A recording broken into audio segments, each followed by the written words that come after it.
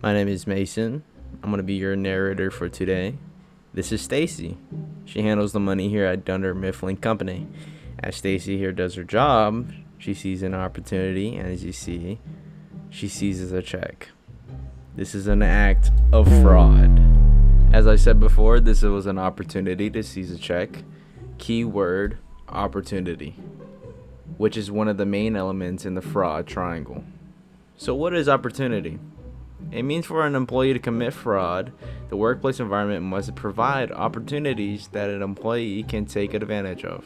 And Stacy is not just taking this money and committing fraud for any bad reason. Let's take you back to Stacy's financial pressure. Here's Stacy at her laptop. She's clearly upset at something.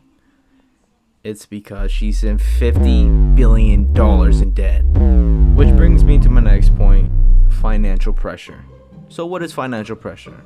It essentially means when an employee sometimes commits fraud because of personal financial problems caused by too much debt, whether it be for rent, food, car loans, or whatever the case may be.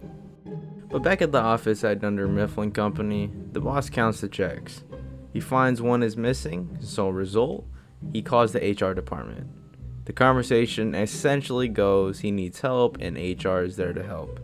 They finally kind of set up a meeting with a date and time and meet at the HR office. So the boss meets with the HR director, and the HR director is going to give a solution to the fraudulent activities committed at Dunder Mifflin's Co., as you're going to see here.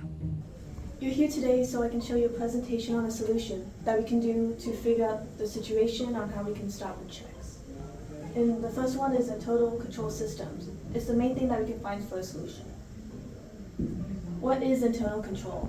It's a process designed to provide reasonable assurance for your financial abilities, and including with the person that stole the check, that we could find a possibility on how we could find a solution towards it.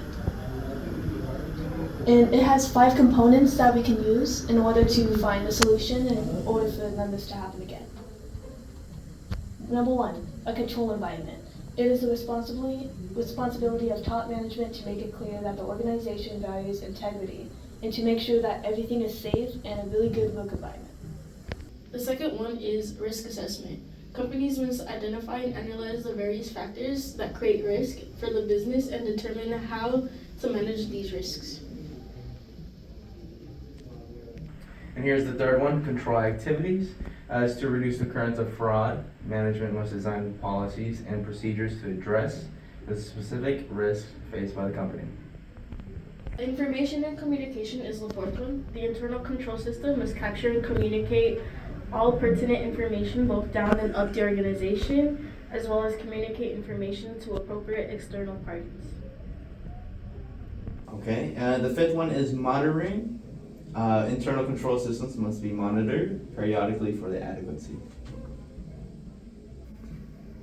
Okay, and those are the solutions that we have to offer you. And out of the 5, which one do you think would probably work best with your company? Because I think information and communication sounds nice, but it's up to you, really.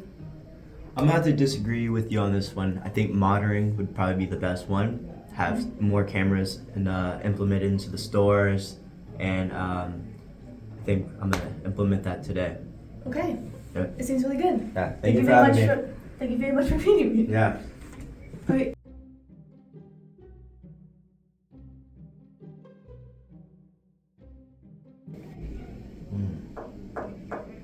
No more stealing.